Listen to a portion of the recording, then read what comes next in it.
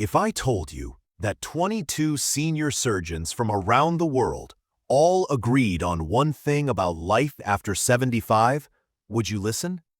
These are surgeons who have spent more than 4 decades watching bones break and heal and muscles disappear then return. We have seen what keeps people independent after 75 and what quietly takes that independence away. Yet there is a message everywhere now that says walking is enough. That after 75, you do not need resistance, power, or training. You only need steps. But when you understand anatomy, the questions begin. How can walking rebuild muscle that has already melted? How can it restore balance if stabilizer muscles are never challenged?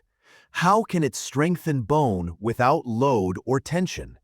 And how can it train reaction speed if you never practice quick protective movements? It does not match surgical outcomes or what we see in real patients. So we tested this properly.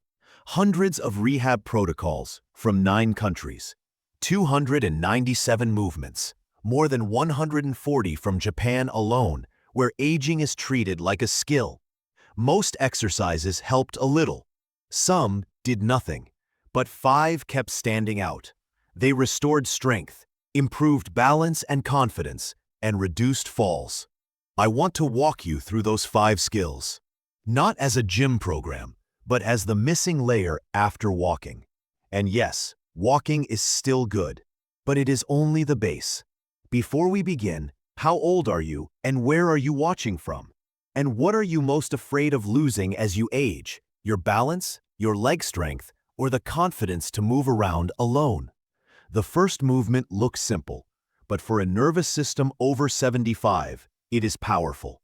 Heel-to-toe walking. In clinics, it is the same test we use to measure fall risk. As we age, the sensors in our feet and joints send weaker signals to the brain. That is why uneven ground, dim light, or unexpected steps start to feel unsafe. Walking heel-to-toe wakes those sensors back up. Stand tall near a wall. Look forward and place each heel directly to the toes of the other foot, step by step. Move slowly with control. Aim for 20 steps once or twice a day and progress gently when it feels safe. Next is the movement that predicts independence better than many tests. Standing up from a chair without using your arms. It is the same pattern needed to get up from the toilet, out of a car, or from the couch. Sit in a sturdy chair, feet flat, arms crossed or stretched forward. Lean slightly and stand tall through your heels. Pause, then lower slowly for 3 seconds. Start with 8 to 10 repetitions. Use your hands lightly if needed and rely on them less over time. Each stand is an investment in your independence. Then we protect the hips, the joints that save you when you stumble. They must move forward, sideways, and around so you can catch yourself.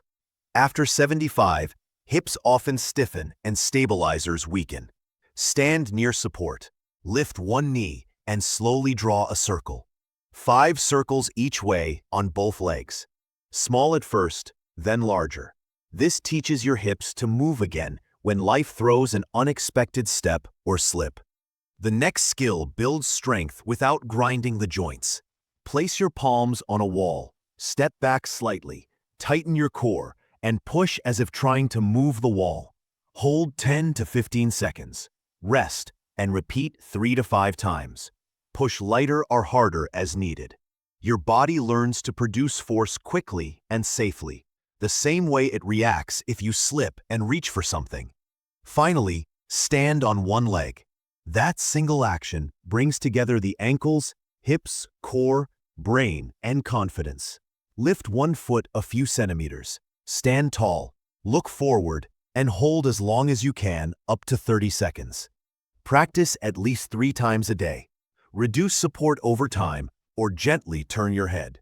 If you are very steady and someone is near, try closing your eyes for a moment. The goal is not perfection, but practice. Walking is good, but walking alone is only one chapter. After 75, your body also needs precision balance training from heel-to-toe walking, sit-to-stand strength from chair squats, hip mobility from hip circles, full-body bracing strength from wall pushes, and single-leg control from balance training. None require a gym, and together they take less than 15 minutes a day. Done consistently, they can be the difference between walking confidently into your 80s and 90s or living in fear of the next small fall. You do not need all 5 today. Start with 1. Maybe balance while brushing your teeth. Maybe 5 slow chair stands before you sit to watch TV. Maybe heel-to-toe steps down the hallway. Your future self will feel every choice you make now. Which of these will you start with today? And what has been your biggest struggle?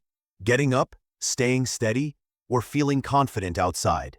If this helped, subscribe and share to help others.